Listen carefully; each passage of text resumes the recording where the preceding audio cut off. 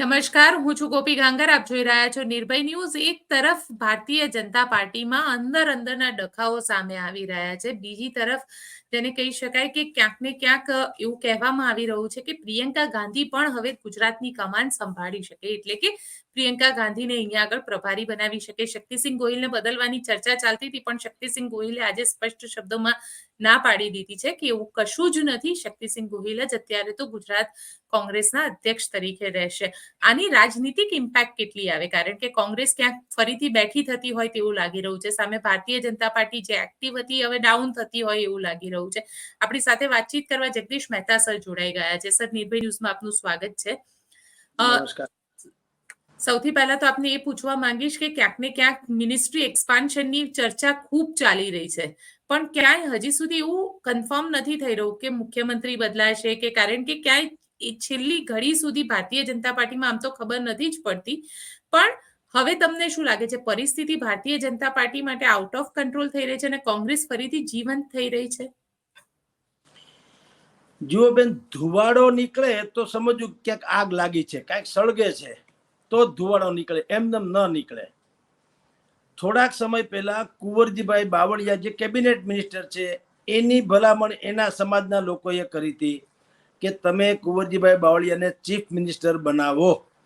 ભૂપતભાઈ ડાભી જે કોળી ઠાકોર સમાજ નિગમ જે છે એના ભૂતપૂર્વ અધ્યક્ષ હતા, એ ભૂપતભાઈ ડાભીએ કીધું છે કે તમે કુંવરજીભાઈ બાવળિયાને મુખ્યમંત્રી બનાવો, કારણ કે એ બધાને સાથે લઈને ચાલે છે. બધાનું ગુજરાતી અહીંયા એવું કરવું, ચુવાળિયા, ઘેડિયા, તળપદા વગેરે અને ઠાકોર એ સહિતના કોળી સમાજની વાત છે. તો ભૂપતભાઈ ડાભીએ પણ વાત ટૂંકમાં કરી. તે પછી હીરાભાઈ સોલંકીએ ગાંધીનગરમાં સંમેલન બોલાવ્યું અને એ સંમેલનમાં એણે કીધું કે ભાઈ અમારો સમાજ, અમારો ને એણે આમ મભમ વાત કરી કે કયા સમાજ એવો હોય કે જેના સમાજમાંથી કોઈ માણસ મુખ્યમંત્રી બને કોઈને ન ગમે. મુખ્યમંત્રી અમારા સમાજમાં એટલે કે કોળી સમાજમાંથી બને તો એમાં કંઈ ખોટું નથી, કારણ કે અમારી જનસંખ્યા એમ કે 32% જેવી છે અને 200-250 ગામડા જે છે એમાં તો અમારા સરપંચો છે અને કોળી સમાજનું બહુ મોટું યોગદાન છે અને ભાજપને સમર્પિત રહેલો છે. તો અમારામાંથી કોઈને બનાવે તો એણે એમ ન કીધું કે કુંવરજીભાઈને કે, અથવા તો પોતાનું નામે ન આપ્યું, પરસોત્તમ સોલંકીનું નામ પણ ના આપ્યું, બીજા કોઈ કોળીનું નામ પણ સમાજનું નામ આપ્યું. એણે કીધું કોળી સમાજમાંથી કોઈ પણ બને તો સારી વાત છે, એવું એણે બુદ્ધિપૂર્વક કીધું. હવે જે તમે કીધું કે મિનિસ્ટ્રી એક્સપાન્શન, હવે જુઓ, મંત્રીમંડળના વિસ્તરણની પ્રજાની તો વાત જ જવા દો. આ બંને લોકો જે ભારતીય જનતા પાર્ટીના એક ધારાસભ્ય છે, એક મિનિસ્ટર છે, કુંવરજીભાઈ બાવળિયા મિનિસ્ટર છે અને હીરાભાઈ સોલંકી ધારાસભ્ય છે. હવે એ જ બે મોટા મોટા ફંક્શન કરીને એમ કહી રહ્યા છે કે અમને મુખ્યમંત્રી બનાવો, અમને મુખ્યમંત્રી બનાવો. એનો અર્થ એક તો નીકળે જ ને કે જે આ છે એ હટે તો મુખ્યમંત્રી બને ને, કઈ બે જણા તો મુખ્યમંત્રી હોય નહીં. એટલે આપણે એટલે કે પ્રજાએ કાંઈ નથી કરતી, મીડિયાએ કાંઈ નથી કરતું, ભારતીય જનતા પાર્ટીના જ નેતાઓ આ વાતને હવા આપી રહ્યા છે. એટલે મેં આપને કીધું કે કાંઈક સળગે છે, નહીતર એમને ધુવાડા નીકળે નહીં. એટલે આ જે આખે અને ગાંધીનગરમાં હીરાભાઈ સોલંકી મીટિંગ બોલાવે તો એ તો કેવી મોટી વાત છે કે એનો અર્થ એમ છે કે એ બધાને ખબર પડી જ ગયેલી છે કે કંઈક સમથિંગ ઇઝ રોંગ, કંઈક બદલાઈ રહ્યું છે.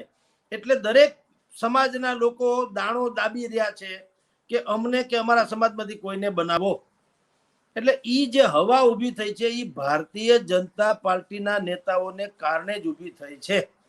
અને એટલી વાત હકીકત છે, આજે અમે એક અહેવાલ પ્રસિદ્ધ કર્યો છે સૂત્રોને ટાંકીને, કારણ કે આવી બધી બાબતો આપે જેમ કીધું તેમ ભારતીય જનતા પાર્ટીમાં તો ન જાણ્યું જાનકીનાથે સવારે શું થવાનું છે એ ભાજપને લાગુ પડે કે આપણે ધારીએ કંઈક ને ત્યાંમાંથી કોથળામાંથી બિલાડું કાઢે. પણ બદલાવાની જે વાત છે, પરિવર્તનની વાત છે, એક્સપાન્શનની વાત છે, એ તો હવે લગભગ જાડું થતું જાય છે કે એ તો થશે કદાચ. એ કોણ આવે કોણ નહીં એમાં આપણે 17 વખત ખોટા પડી શકીએ, પણ પ્રજાના ચહેરાથી મતલબ નથી બેન. ગુજરાતની 6.5 કરોડની જનતાને ભૂપેન્દ્રભાઈની જગ્યાએ કોઈ પણ છગન મગનભાઈને બેસાડે તો જો કોઈ પણ વ્યક્તિને બેસાડે, કોઈ વ્યક્તિ મહાન હોતો જ નથી. એ વ્યક્તિ વિઝનરી છે, એ વ્યક્તિ કર્મઠ છે, સમર્પિત છે, પ્રજાભિમુખ છે, લોકમાન્ય છે, એનામાં કરુણાનો કઈ ભાવ છે, સાદગી છે, સાલસતા છે, વહીવટી કુશળતા છે, આ બધું છે કે કેમ, એની જ મુખ્ય વાત છે. બાકી એની જગ્યાએ છગન ને છગનભાઈની જગ્યાએ મગનભાઈ બેસાડે તો આમ પ્રજાને ક્યાં મતલબ છે કે ભૂપેન્દ્રભાઈ થી ધરાઈ ગયા અને હવે ધારો કે કુંવરજીભાઈ આવે તો એ કઈ ઘૂઘરા બંધાવી દે એવી વાત તો છે નહીં. લોકોને શું છે, સારો એટલે કે બિલકુલ સરળ અને સાદો વહીવટી કરતા જોઈએ છે, જે જનતાની રોજ બરોજની જે જરૂરિયાતો છે એની ઉપર વધારે ફોકસ રાખે. દાખલા તરીકે કહું છું બેન, આપને આજે જ આપણે અત્યારે ચર્ચા કરીએ છીએ ત્યારે આપણા શિક્ષણ મંત્રીએ જે મેડિકલની ફીસ હતી મેનેજમેન્ટ કોટાની, સરકારી કોટાની વગેરેની, એમાં ખાસો એવો ઘટાડો કર્યો. રાઈટ? હવે એ સારું પગલું છે, પણ થોડીક પ્રોબ્લેમ શું કે એની વિરોધ કરવામાં આવે પછી તમે કરો છો એટલે એમ લાગે છે કે તમે પ્રેશરમાં આવીને કરો છો. જો તમારું ચાલ્યું હોત તો તમે એ 2-5 લાખ રૂપિયાનો જે વધારો કર્યો હતો એ કર્યો જ હોત અને 80 લાખ જેટલા ગુજરાતના વિદ્યાર્થીઓને માથે 2-4 લાખ રૂપિયાનો તમે ધુંબો માર્યો હોત. તમે જુઓ, એને કારણે અહીંથી લોકો વિદેશ વયા જાય છે. વિદેશમાં 20-25 લાખ રૂપિયામાં આ ડિગ્રી પ્રાપ્ત થઈ શકે છે, મેડિકલનું ભણી શકાય છે. અહીંયા 80-83 લાખ રૂપિયા થતા હતા. તો આ બધી જે વિસંગતતાઓ છે એને કારણે લોકોને એમ લાગે કે ભાઈ આ ચીફ મિનિસ્ટર સાહેબ છે તો પ્રજા હાટું છે, પક્ષ હાટું છે. તો પ્રજા હાટું હોય તો પ્રજાની વાતનો ધડો શું કામ નથી લેતા? એમ લોકોને જે પ્રશ્નો નડે છે એના માટે તો તમને ટ્રસ્ટી ભાવે ત્યાં મૂકવામાં આવ્યા છે, માલિકી ભાવે નહીં. તો અત્યાર સુધી જે બન્યું હોય તે નરેન્દ્રભાઈ મોદીના નામે બધું હાલ્યું ભગવાન દયાથી, ને બધા જીતી ગયા ને દુનિયાભરની બેઠકો મળી લીધી ને વિપક્ષને તમે નામ શેષ કરી દીધો ને બધું સાચું, એમાં ના નહીં. પણ તમારા આગમન માત્રથી ગુજરાતની 6.5 કરોડની જનતાને આનંદ તો થવો જોઈએ. તમે અન્નકૂટ ધરાવો 1008 જેટલી, એમાં મીઠાઈથી માંડીને બધું જ તમે ફરસાણ વગેરે ભગવાનને ધરાવો, તે અન્નકૂટ જોઈને ઓડકાર થોડો આવે. એ તો 1-2 ઢેફલા આપણા મોઢામાં જાય તો થાય ને. હવે આ લોકો અન્નકૂટ બતાવે છે, વિકાસની વાતો કર્યા કરે ને બધી મોટી મોટી રિફાઇનરી આવી છે ને વિદેશી રોકાણ આવી ગયું છે ને કેટલીક રેટિંગ એજન્સીએ ગુજરાતને બહુ મોટું આમ આપી દીધું, એચિવમેન્ટ. હવે આ બધી બાબતોમાં પ્રજાને કાંઈ રસ નથી. પ્રજા કેવી હોય બેન? પ્રજા સુદામાની પત્ની જેવી હોય છે. સુદામા જયારે કૃષ્ણને મળીને આવ્યા દ્વારકાધીશનું, ઘરે આવીને મંડ્યા વખાણ કરવા, શું દ્વારકા નગરી છે, આ દ્વારપાળ જુઓ તમે, એના રાખ રખાટ જુઓ, દાસ દાસીઓ જુઓ, એના સૈનિકો જુઓ, એના મહેલ જુઓ, ભવ્યાતિ ભવ્ય બધું. સુદામાની પત્નીએ એને અડધેથી રોકીને કીધું કે રે જ્ઞાન મને ગમતું નથી રઘુરાયજી રે, રૂવે બાળ લાવો અન્ન લાગુ પાયજી રે. આ ભાઈ છોકરા રડે, ભાઈ સાહેબ લઈ આવ્યો તો લાવ. બરાબર બેન? પ્રજાને આવી જ હંમેશા અપેક્ષા હોય છે સરકાર તરફથી. મોટી મોટી જેટલી પણ વાતો કરો કે એલએન મોક્સ એમ કે અહીંયા આવીને નવી એક ફલાની કંપની નાખી જશે, માઇક્રોચિપ્સનું આપણે હબ બની જશું, આ બધી બાબતો છે ને બેન, એ ખાલી સોવેનિયરમાં શોભે.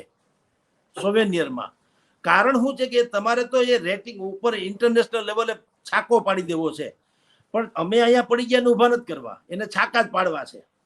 તો ગુજરાતની જનતા શું કહે છે કે ભાઈ જે હોય તે પણ તમે કામ કરો. સૌથી પહેલી વાત તો એસટી ના ભાડા ઘટાડો, કારણ કે એમાં તો ગરીબ ને મધ્યમ વર્ગ જ જાય છે. તો તમે જો બહુ સુખી સંપન્ન હો, ગુજરાત જો એ વિકાસનું ગ્રોથ એન્જિન હોય અને વિકાસનું મોડેલ હોય અને દેશભરમાં ગુજરાતના નામે ડંકો જો તમે વગાડતા હો, તો આ ગુજરાત રાજ્ય છે એ સુખી સંપન્ન છે. તો એનું ક્યાંક અણહાર તો આવવો જોઈએ ને. મારી આવક અત્યારે જે હોય તે, આનાથી 5 ગણી આવક થાય તો આ ફ્રેમ ચશ્માની જે છે ખાલી કલર ન હોય, ચશ્માના હોનાની ફ્રેમ થવી જોઈએ ને. હજી હું આમ ત્રાંબા પિત્તળમાં રમતો હોઉં તો આવકની ગમે એવી વાત કરું, કોઈને ગળે ઉતરે નહીં. એવી જ વાત આમાં છે કે તમે મોટી મોટી ગમે તેટલી વાત કરો, પ્રજાને એમ થાય કે ભાઈ તમે એસટીમાં પાવલું ઘટાડ્યું નહીં. એફઆરસી તમે જે કર્યું, ફીઝ રેગ્યુલેશન જે છે કમિટી, એને કાંઈ એક તો પેલા ક્યાંય ધંધડો નથી, કોઈ જિલ્લામાં એમાં એના સદસ્યો નથી. જેટલા હતા એ કોઈ રાજીનામા આપી દીધા, કોકનો પીરિયડ પૂરો થઈ ગયો અને કોઈના કાબુમાં નથી, અને એફઆરસી એની જગ્યાએ છે, ખાનગી સ્કૂલ કોલેજો જે છે એ ભયંકર ફી વધારે કરે છે. તો જિલ્લા આ બધું કેવી પરિસ્થિતિ છે કે તો જિલ્લા શિક્ષણ અધિકારીને હું મરચા ખંડવા રાખ્યા છે?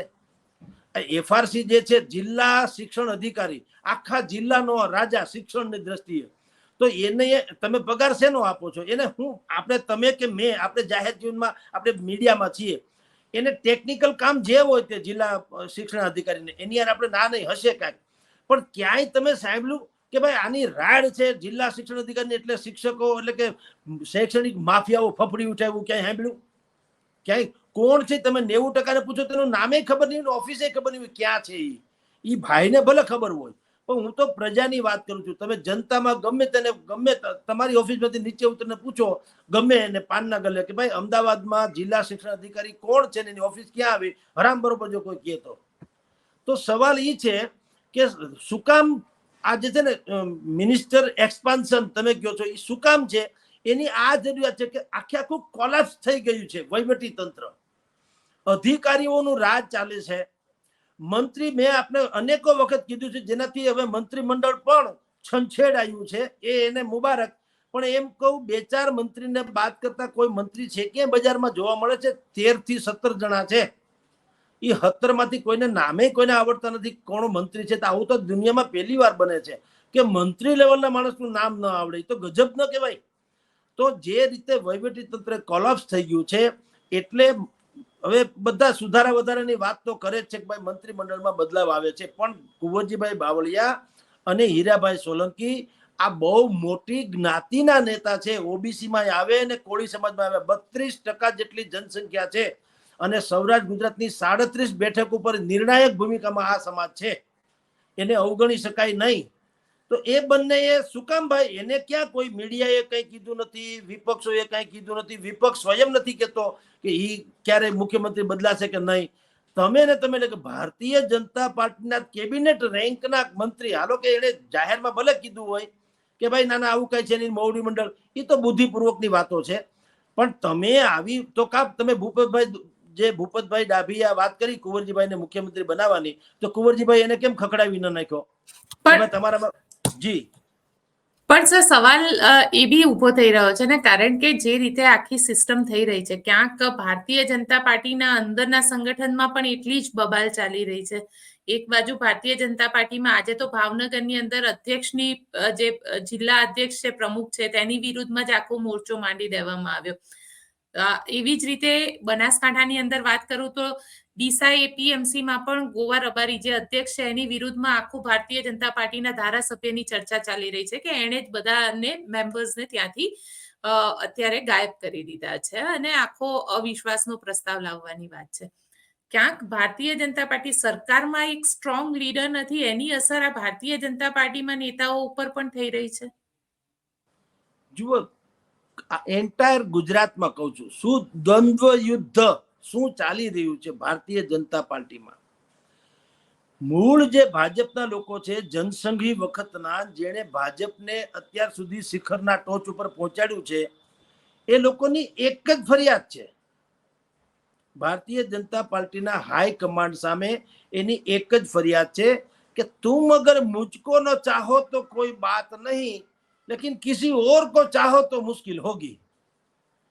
તમે અમને એટલે કે મૂળ જે જનસંઘી ને ભારતીય જનતા પાર્ટીના જે લોકો છે એને તમે કદાચિત ક્યાંય પણ સંગઠનથી માંડીને સરકારમાં ન લ્યો, ખેર કોઈ વાત નહીં, ચાલો તો કોઈ બાત નહીં, લેકિન કિસી ઓર કો ચાહો તો મુશ્किल होगी. હવે ગઈકાલે જે લોકો ભારતીય જનતા પાર્ટીમાં પ્રવેશ્યા છે અથવા તો કૂદી પડ્યા છે ભાજપ કોંગ્રેસમાંથી કે બીજા કોઈ પક્ષમાંથી કે અપક્ષમાંથી, હવે એને તમે સંગઠનમાં સારો હોદ્દો આપી દો છો, મંત્રી ધારાસભાની ટિકિટ આપી દો છો, મંત્રી પણ બનાવી દો છો, તો આ લોકો તો કહે ને કે ભાઈ તો આ અમારો વાંક શું ને ગુનો શું છે. કેશુભાઈને કાઢી મૂકે ત્યારે આવ્યું હતું ને મારો વાંક શું ગુનો શું, એડવર્ટાઇઝમેન્ટ આવતી હતી પહેલા પાના ઉપર દરેક પ્રિન્ટ મીડિયામાં. એવું હવે તમામ કેશુભાઈઓ પૂછી રહ્યા છે. ભારતીય જનતા પાર્ટીના તમામ કેશુભાઈઓ અત્યારે એ પ્રશ્ન પૂછી રહ્યા છે હાઈકમાન્ડને, અમારો વાંક શું, અમારો ગુનો શું. કોંગ્રેસે જેના માટે શબ્દ વાપર્યા હતા કે તમે બધા જે છે એ ગાભા મારું છે, ગાભા મારું, ટેબલ ઉપર પોતા કરવા વાળા, અને આપણી ભાષામાં પાથરનારા. તો ભારતીય જનતા પાર્ટીના જે ઓરિજિનલ લોકો છે એ બધાની અત્યારે આ મૂળ સ્થિતિ છે કે ભાઈ આ પક્ષ અમે પેદા કર્યો, અમે ઊભો કર્યો, જતન કર્યો, ઉછર્યો, એને યુવાન બનાવ્યો, એને સક્ષમ બનાવ્યો, અને એમાં અમે અમારા પ્રાણ ઓમી દીધા, અમારી પેઢીઓ ઓમી દીધી.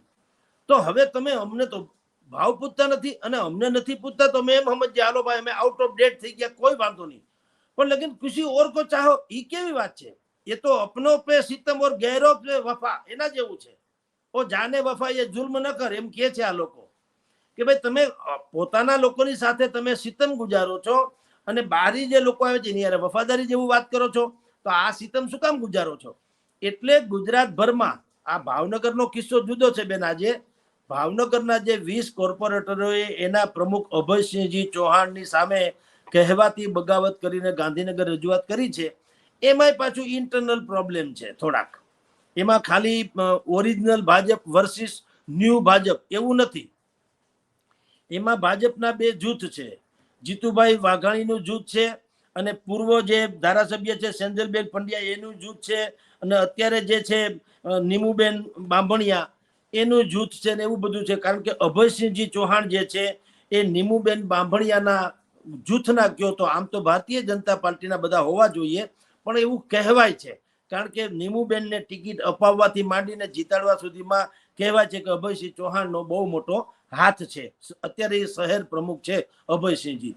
હવે અભયસિંહે શું કર્યું છે, એણે એમ કીધું કે પાર્ટી ફંડમાં જેની પાસેથી પણ પૈસા લેવાના થાય, કોન્ટ્રાક્ટરથી માંડીને જે કોઈ શુભેચ્છકો ઇન્વર્ટેડ કોમામાં, એ જેની પાસેથી પૈસા લેવાના પાર્ટી ફંડના થાય, ઈ બાય ચેક લેવામાં આવે, ઓન રેકોર્ડ, નો કેસ, રોકડી કોઈ વાત નહીં. કારણ કે ભૂતકાળમાં જે કઈ રોકડી થઈ હતી એ રોકડો શબ્દ જ એવો છે કે એમાં તમારી દાનત બગડે જ બગડે અને એમાં ડખો થાય. ભૂતકાળમાં રાજીવ પંડ્યા પ્રમુખ હતા ભાવનગરમાં, ત્યારે એમ કહેવાય છે કે લગભગ 1.5 કરોડ રૂપિયાની એફડી તોડાવી નાખી, તેણે ફિક્સ ડિપોઝિટ તોડાવી નાખી હતી. પૂર્વ પ્રમુખ છે ને એના પત્ની શ્રી અત્યારે સેન્જલબેન પંડ્યા જે છે એ વર્તમાન ધારાસભ્ય છે, હમણાં જીતા. તો એની એ રાજીવભાઈ પંડ્યા જે છે એના કેટલાક લોકો પણ અત્યારે અભયસિંહ ચૌહાણની સામે ગયા છે ગાંધીનગર રજૂઆત કરવા. કારણ કે અભયસિંહ ચૌહાણ ચેકથી પેમેન્ટ માગે છે કે ભાઈ બધું રેકર્ડ ઉપર હોવું જોઈએ. આવી વાત અમને ભાવનગરના સૂત્રો પાસેથી જાણવા મળી છે. એટલે આ જ તથ્ય હોય એવું નથી, બીજો તથ્ય હોય તો એ લોકો કહી શકે. પણ એબવ ઓલ આપણે લગભગ જેટલા લોકોને પૂછ્યું એમાંથી સાર જે નીકળ્યો એ વાત હું કહું છું. શક્ય છે કે રાજીવ પંડ્યાથી માંડીને સેન્જલબેન પંડ્યાનો પણ પોતાનો કોઈક વ્યૂઝ હોય, જીતુભાઈ વાઘાણીનું પણ ત્યાં એક જૂથ છે, એક ગ્રુપ છે. હવે એ ગ્રુપને પાછું આ ઉપેન્દ્રસિંહ જે અત્યારે ચાલે છે એને કોઈને જામે છે કે કેમ, કે નીમુબેન બંબાણીયાને જામે છે કેમ, એવા બધા ઇન્ટરનલ ઘણા બધા પ્રોબ્લેમ છે. એટલે એને તમે ભારતીય જનતા પાર્ટીની અત્યારે ઓરિજિનલ ભાજપ અને નવું ભાજપની જે વોર સમગ્ર રાજ્યમાં ચાલે છે એના ભાવનગરનો કિસ્સો જુદો છે એમ કહું. એને નાને કઈ બહુ લાગતું, કારણ કે ત્યાં તો ઘણા બધા પોઈન્ટ્સ છે ભાવનગરમાં, તો ઇન્ડિવિજ્યુઅલ ડખા પિંજણ જેને કહેવાય, એમાં પાછો પક્ષના હિતની વાત થોડીક ઓછી ને ઇન્ટરનલ ઈગો ક્લેશ જરા વધુ છે. પણ એબવ ઓલ ભાવનગરને તમે છોડો તો ચારેક ઓર જે અત્યારે એક ચાલી રહ્યું છે, એક તો CR પાટીલનું ગાંધીનગરથી દિલ્હી જવાનું થયું.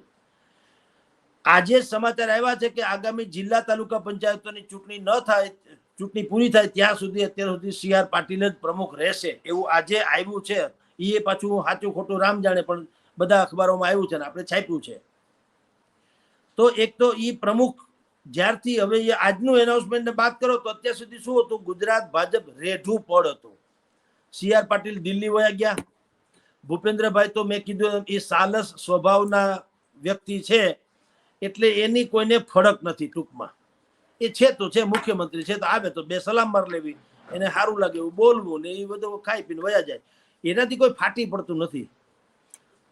જે ખરેખર CR પાટીલથી ફાટી પડતા હતા એવાની અત્યારે આમ જરૂર છે, પણ CR પાટીલની નીતિની જરૂર નથી, એના જેવી શિસ્તની જરૂર છે.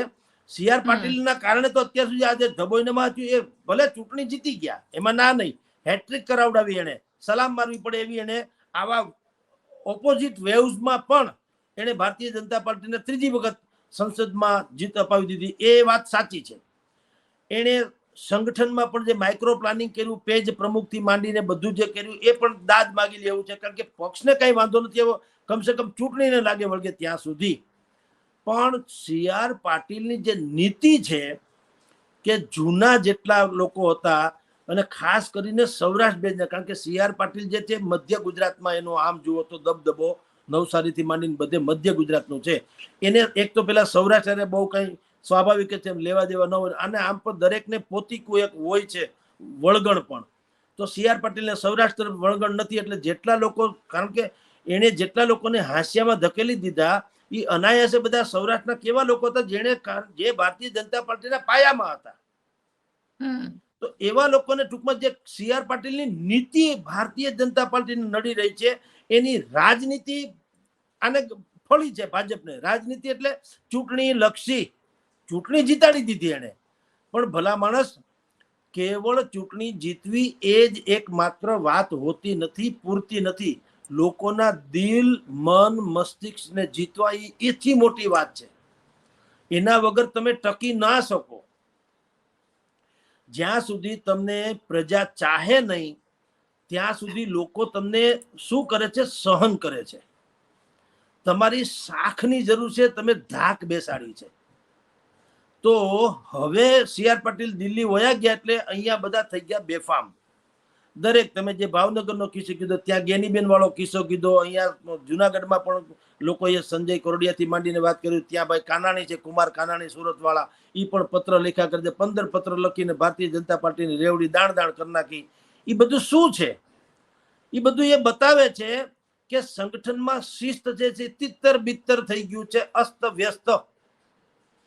એટલે કોઈ પણ ભોગે તાત્કાલિક રેણ કરવું પડે એમ છે, સર્જરી.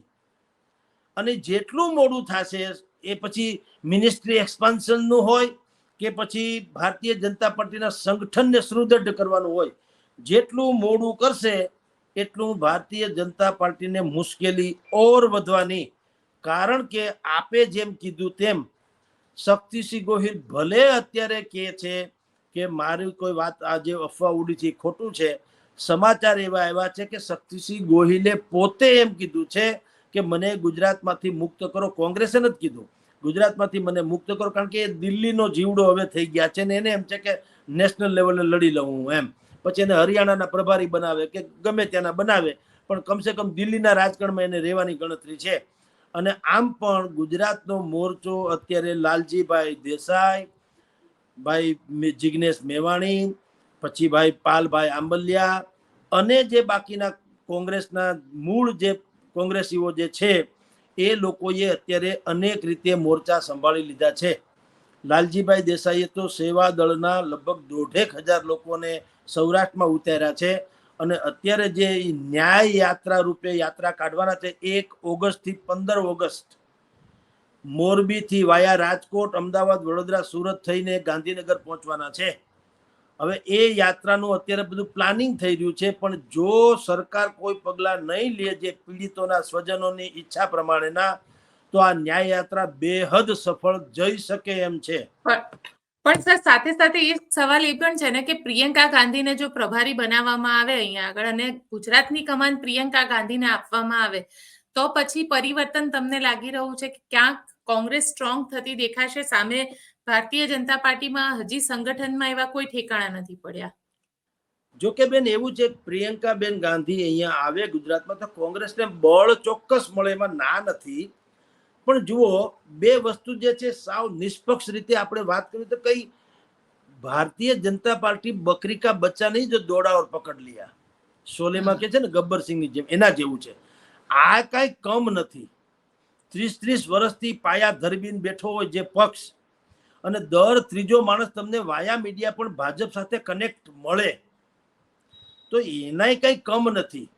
એના જે કઈ આયામો છે, સરકાર છે કેન્દ્રથી માંડીને અહીંયા સુધીને દેશના 28 કે 27 રાજ્યોમાંથી તમે ગણો તો 20-22 રાજ્યોમાં એની અત્યારે સરકાર છે. તો આ બધું એને છે જ. અને ગુજરાતની જ આપણે ખાલી વાત કરીએ બેન, તો ગુજરાતમાં અત્યારે જે અણગમો છે એ શું છે? માત્ર ને માત્ર એક કે આ બધી જે કરુણાંતિકાઓ બની એના લોકોને ધડારૂપ સજા નથી મળી, ભ્રષ્ટાચાર થોડોક વધી ગયો છે, શિસ્ત નામની ચીજ નથી, ને સરકારમાં જે પ્રજાની અપેક્ષા છે એ પાલન નથી કરાતી. આ જે 4-5 આયામો છે એ તો સરકાર એની લેવલ પ્રમાણે બધું બદલાવી શકે એમ છે ને. ચહેરો બદલાવે, મંત્રીમંડળનું એક્સપાન્શન કરે, અને તેજો તર્રાર જેવલા રાહુલ ગાંધી અહીં આવીને કહી ગયા કે 2 પ્રકારના ઘોડા અમારે કોંગ્રેસમાં છે, 2 અમે ભૂલ કરતા રહ્યા એટલે આમ થયું. એક છે રેસના ઘોડા, બીજા છે લગ્નની બગીમાં શોભે એવા ઘોડા. અમે લોકો બગીના ઘોડાને રેસના ઘોડા તરીકે ઉતારતા હતા એટલે ઈ ફેલ જતા હતા, અને રેસના ઘોડા જે છે બગીમાં જોડતા હતા એનો કોઈ ઉપયોગ નહોતો. એટલે હવે અમે રેસના ઘોડા એટલે કે જે તેજો તર્રાર યુવાનો છે, જે વિઝનરી છે, જેનામાં કંઈક પ્રજાભિમુખ લડત લડી લેવાની પેશન છે, એવા લોકોને અમે મેદાનમાં ઉતારશું એમ કહીને એ ગયા. પછી આપણા નીતિનભાઈ પટેલે ટોણો પણ માર્યો એમાં કે ભાઈ અમારે અહીંયા તો બધા રેસના જ ઘોડા છે, લગ્નના ઘોડા જોતા કોંગ્રેસમાંથી લઈ આવજો એમ. કારણ કે રાહુલ ગાંધી કીધું અમારે અહીંયા લગ્નના ઘોડા છે. પણ તો સામે પાછા કોંગ્રેસના મનીષભાઈ દોશી પ્રવક્તા, એણે પાછો ટોણો માર્યો કે જો તમે રેસના ઘોડા હો, નીતિનભાઈને કે તો કાં તમે અત્યારે બગીમાં નથી દેખાતા એમ. એટલે આ તો બધી પોલિટિકલની વાતો છે. મૂળ વાત એવી છે કે ભારતીય જનતા પાર્ટીએ એનો જે દબદબો અને પ્રભાવ જે નરેન્દ્ર મોદી અહીં પાયો ધરબી ગયા, એ ધરબાયેલો પાયો જો હચમચતો ન કરવો હોય તો ભૂપેન્દ્રભાઈએ યા તો ભયંકર સક્રિય થવું પડશે. અત્યારે થોડાક થયા એવું દેખાય છે. 2-5-10 અધિકારીઓને ફરજિયાત એને નિવૃત્તિ એટલે કે ઘરે બેસાડી દીધા ભ્રષ્ટાચારના કારણે, બદલીઓ હારી પેટ કરી છે, બધું ઠીક છે. પણ એ એટલો મોટું નથી જે પ્રજાને સાહેબ મેં આપને કીધું સુદામાની પત્ની જેવું છે કે અમારે તમારું કોઈ જ્ઞાન જોતું નથી, તમે અમને અમારી જરૂરિયાત પૂરી કરો. તો ગુજરાતની જરૂરિયાત અત્યારે શું છે બેન? શૈક્ષણિક માફિયા ફાડી ખાય છે, મોંઘવારી બેસુમાર છે, બેરોજગારીનું સ્તર પરાકાષ્ઠાએ છે. સરકાર સ્વયં કહે છે કે અમે લોકો અહીંના લગભગ અડધી પ્રજાને અમે લોકો અનાજ મફત આપીએ છીએ ત્યારે એનું પેટ ભરાય છે. તો ગુજરાત મોડેલ ક્યાં ગયું? એટલે પ્રશ્નો પ્રજાના મૂળ છે, એ પ્રશ્નો કોઈ ઉકેલાતા નથી. અને સરકાર એની રીતે હાલી જાય છે. વાયરનું ગૂંચળું મોઢામાં નાખીને તમે ચગડા કરો, એ ગૂંચળું ખૂટે નહીં, રસ જરે નહીં, મોઢું બંધ થાય નહીં. એમ ખાલીનો મતલબ શું? સૂતરફેણી ખાવ તો ક્યાંક મીઠું લાગે, રૂ હોય, રૂ આખું કપાસનું, એ રૂ ખાઈ જાવ તો શું થાય? કાંઈ નહીં, લોચો છે એમનેમ કોરે કોરો, નિસ્વાદ. તો એવી આ વાત છે સરકારની. એટલે આપ જેમ કહો છો તેમ કે ભલે અત્યારે બીજું બધું ચાલતું હોય, પણ રાજ્ય સરકારમાં અને સંગઠનમાં બેહદ ફેરફારની જરૂર છે. નહીતર પ્રિયંકા ગાંધી તો ખાલી ચહેરો છે બેન, એ અમસ્તા એ નેશનલ ફિગર છે. એને પ્રભારી બનાવો કે ન બનાવો, એ આમ જુઓ તો ઓટોમેટિકલી આખા નેશનલમાં એ જો કોંગ્રેસમાં હાલતા હોય તો ગુજરાત તો આપણું જ છે ને, એટલે એ ગણાય જ ગણાય. પણ માની લો કે એને દેખાડા પૂરતું કે બુદ્ધિપૂર્વક એને બનાવવામાં આવે પ્રભારી તરીકે, તો સ્વાભાવિક જ જોમ વધવાનું જ છે. કારણ કે આપણે જાણીએ છીએ પ્રિયંકા ગાંધીની લોકપ્રિયતા, ભલે રાહુલ ગાંધીને આ લોકોએ લોન્ચ અનેકો વખત કર્યા, બેન પ્રિયંકાની એના કરતા ઇમેજ ઘણી સારી છે, લોકપ્રિય પણ છે, જે ઇન્દિરા જેવા દેખાય છે એનાથી માંડીને એની કાર્યશૈલી સુધીનું. પણ કમસે કમ એના આવવાથી પણ, અને અત્યારે જે કોંગ્રેસ કામે વળગી ગયું છે, હવે ન્યાય યાત્રા થશે, એ ઓગસ્ટ 15મી સુધી ચાલવાનું છે. એ એટલા માટે કહું છું, ઓગસ્ટ પછી સપ્ટેમ્બર પછી ઓક્ટોબર ને નવેમ્બરમાં જિલ્લા તાલુકા પંચાયતોની ચૂંટણી આવવાની છે ગુજરાતમાં. અને એમાં કોંગ્રેસ આવું બધું જે અત્યારે ઉંબાડિયા, તમે કહો તો ઉંબાડિયા, અને કાયદેસરનો મુદ્દા કહો તો મુદ્દા, પ્રજાના મુદ્દાને જો એ લઈ અને ચારેક દેકારો મચાવે તો સ્વાભાવિક જ એની અસર થવાની. એટલે એટલું ખરું કે કોંગ્રેસ 100% સજીવન થઈ છે અને સક્રિય પણ થઈ છે, અને આશાસ્પદ પણ વાતાવરણ નિર્માણ કરી ચૂકી છે. પણ એથી માનવાને એમ કારણ નથી કે હવે ભાજપને ભરખી જાય અને કોંગ્રેસનું શાસન આવી જાય. પણ ભાજપ જો સતર્ક નહીં રહે બેન, ભાજપે એટલું મગજમાં રાખવું પડે કે અત્યાર સુધી તમે બેઠે જે ખાધું, તો આપણે જાણીએ છીએ કે બેઠે ખાવ તો રાજાના ભંડારે ખૂટી જાય એવી કહેવત છે ગામડામાં. તો એમ ભારતીય જનતા પાર્ટીની ક્રેડિટ બેઠે રહે તો હાવ કોલેપ્સ થઈ જવાની. એણે પોતાનો મૂળ જે એજન્ડા હતો અને મૂળ જે સ્વભાવ હતો પ્રજાભિમુખ રહેવાનો, એ એને ઉજાગર કરવો પડશે બેન. સર છેલ્લો સવાલ તમને પૂછી લઉં, કારણ કે તમારું પેપર હું જોતી હતી તો એની અંદર 20મી તારીખ સુધીમાં નવા જૂનીના એંધાણ એવું આપે એક સ્ટોરી કરેલી છે. આ 20 તારીખ સુધીમાં સરકાર બદલાય છે, મુખ્યમંત્રી બદલાય છે, વિસ્તરણ થાય છે, શું નવા જૂનીના એંધાણ મળી રહ્યા છે? જુઓ, એક વાત તો અમારી પાસે હતી કે સ્વયં મુખ્યમંત્રી શ્રીએ જ્યારે એના દીકરો બીમાર પડ્યા હતા, નાદુરસ્ત તબિયત હતી, ત્યારે એને આમ ઔપચારિક રીતે કીધું હતું કે ભાઈ મને તમે આ જવાબદારીમાંથી છોડો. અને આમ પણ તમને કહું, ભૂપેન્દ્રભાઈને તો આ બોનસમાં મળેલું પદ છે એની જીજી વિસાઈ નહોતી, અને એને ટકી રહેવાની એવી વાત પણ નથી કે મને અહીંથી મૂકી દો હું નહીં છોડું, એવું કાંઈ છે નહીં. એને ભોગવી લીધું. એના ભાગશાળીને ભૂત રળે એમ એને મળી ગયું હતું, તો એને ભોગવી લીધું. તો કદાચિત એ માની લો કે આમાંથી નિવૃત્તિ લેવાની કોશિશ કરે તો એ તો ઇજ્જતભેર જશે, એમાં કઈ ખોટું નથી, કારણ કે એની ઉપર કોઈ દાગ લાગ્યો નથી હજી સુધી. અને એવું માનવામાં આવશે કે ભાઈ પક્ષે એને જવાબદારી સોંપી દીધી તો જવાબદારી લીધી, અને પાછું સ્વયંભૂ સામેથી છોડી દેવું એ તો બહુ મોટી વાત છે. કારણ ગમે તે હોય, પણ મોટા ભાગે તો એન્ટી ઇન્કમન્સી ઓર વધી જાય અને લોકો એમ કે ભાઈ હવે આને કાઢો ચિમનભાઈ પટેલની જેમ નવનિર્માણ આંદોલનમાં થયું હતું એમ. એના કરતા બેટર છે સુનિલ ગાવસ્કર કહેતા ખબર હોય તો કે ભાઈ હંમેશા નિવૃત્તિ જે છે ને એમાં સારામાં સારી નિવૃત્તિ શું છે, વાય નામનો પ્રશ્ન પૂછાવો જોઈએ, વેન નામનો નહીં. ક્યારે એમ કહો કે ભાઈ આ કેદી આ નિવૃત્ત થાય એમ નહીં, વાય શું કામ, ઓહો કેમ નિવૃત્ત થઈ ગયા ભાઈ, એમ થવું જોઈએ. તો ભૂપેન્દ્રભાઈ પાસે અત્યારે એક છે સ્થિતિ કે કદાચિત એ નિવૃત્તિ જાહેર કરી દે, ઇન કેસ ચીફ મિનિસ્ટર પદ ત્યાગી દે તો અડધું પડધું ગુજરાત પૂછી શકે કેમ શું થયું એવું હજી સંભવ છે. કારણ કે એની ઉપર કોઈ દાગ નથી, માણસ સારા હતા ભાઈ, બહુ સારા હતા, એને જવાબદારી સોંપી દે નિભાવી દીધી તો હજી છે. પરંતુ જો એમને ટકી રહેશે, જ્યારે કે એક સમાચાર અમને એવા પણ મળ્યા છે કે ભાઈ કીધું છે ભૂપેન્દ્રભાઈને ગો હેડ કેરી ઓન, તો કેરી ઓનમાં એવું છે પછી બડે બે આબરૂ હો કે નીકળે એમ જાલીન તુમારે કોઠો છે, એના જેવું પછી થશે. કારણ કે એક વાત તો હકીકત છે કે જે લોકોએ નરેન્દ્ર મોદીનું શાસન જોયું છે, જે લોકોએ બેન આનંદીબેન પટેલનું શાસન જોયું છે, ઇવન તો આના કરતા તમને એ પણ કહું, આના કરતા વિજય રૂપાણીના શાસનમાં પણ હજી ગુજરાતમાં ક્યાંક ખળભળાટ સારો મત હતો. એ પછી બીજા બધા આપણે એની વાતો નહીં કરીએ, બીજી જે કઈ હોય તો ઇન્ટરનલ એ છોડીએ, પણ કમસે કમ એક તીવ્ર ગતિ, જે ગતિમાન ગુજરાત શબ્દ આઈ થિંક એને વાપર્યો હતો, ગતિશીલ ગુજરાત રૂપાણી સાહેબે. આનંદીબેન નો શબ્દ. હા, આનું પણ કઈક એવું જ હતું બેન, ગતિશીલ ગુજરાત લાઈક ધેટ. ઓકે, પણ એ દેખાતું હતું ખરું, કારણ કે અહીંયા જો રાજકોટને લાગે વળગે ત્યાં સુધી મેં આપને પહેલા કીધું કે રૂપાણી સાહેબને અને ભારતીય જનતા પાર્ટીની ઇન્ટરનલ વોર જે હોય તેના વિશે તો મોઢા એટલી વાતો થઈ રહી છે, આપણે અત્યારે એમાં ન જઈએ. પણ એક તમને કહું, રાજકોટના ગમે એમાં તમે પૂછો 20 લાખની જનતામાં સૌથી વધુ અગર રાજકોટને કઈ કોઈ વસ્તુ ભેટ સોગાદ મળી હોય યોજનાકીય રીતે તો રૂપાણી સરકારના શાસનમાં મળેલી છે. તો સવાલ એ છે કમસે કમ સરકાર સક્રિય છે એવું લાગવું તો જોઈએ એટલીસ્ટ. તો ભૂપેન્દ્રભાઈમાં કેસમાં શું છે, એમાં કાંઈ નથી, બસ એમને છે તો છે, એમાં કઈ બસ એની મને કોઈ પૂછે ઉપલબ્ધિ શું, દાખલા તરીકે હમણાં એનો જન્મદિવસ હતો, અમે બહુ શુભકામના પાઠવી, મેં કીધું આજે ક્રિટિક્સ ન કરવા જોઈએ, કારણ કે કોઈ પણ સારો દિવસ હોય તો આપણે આલોચના નહીં કરવી જોઈએ, કારણ કે એના એક સમય હોય છે, નીતિ નિર્ધાર હોય છે.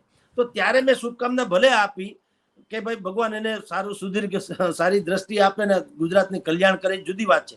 પણ આમ હવે આપણે કહીએ નિષ્પક્ષ રીતે કે ભાઈ ઉપલબ્ધિ શું ભૂપેન્દ્રભાઈ પટેલની, તો હું એમ કહું કે ટકી ગયા, ઈ પોતે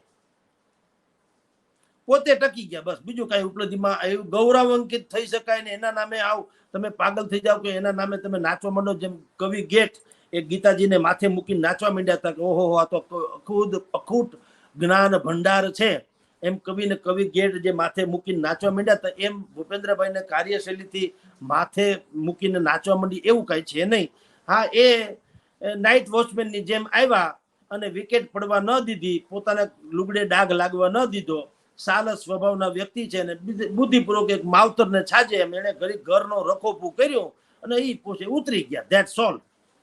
પણ ભારતીય જનતા પાર્ટીને હવે ગુજરાતમાં જરૂર છે વિઝનરી માણસની, યુવાન તેજો તરાર વિઝનરી લોકભોગ્ય એવા માણસની, અને જે કાયદાના બંધન કરતા મનુષ્ય માટે કાયદો છે, કાયદા માટે મનુષ્ય નથી એવું માનનારો જે વર્ગ છે. ટૂંકમાં દૂધમાંથી પોરા ન કાઢે પણ પાણી પોતાનો રસ્તો જેમ કરી લે એમ રસ્તા કાઢી શકે એવા માણસની જરૂર છે ગુજરાતને. બિલકુલ સર. બિલકુલ હવે સર. આપ અમારી સાથે જોડાયા તેના માટે આપનો ખૂબ ખૂબ આભાર. નમસ્કાર બેન, નમસ્કાર. તો આપ શું વિચારો છો મને કોમેન્ટ બોક્સમાં ચોક્કસથી લખીને જણાવજો. અમારી ચેનલ નિર્ભય ન્યૂઝને લાઇક, શેર અને સબસ્ક્રાઇબ કરવાનું ભૂલશો નહીં. આભાર.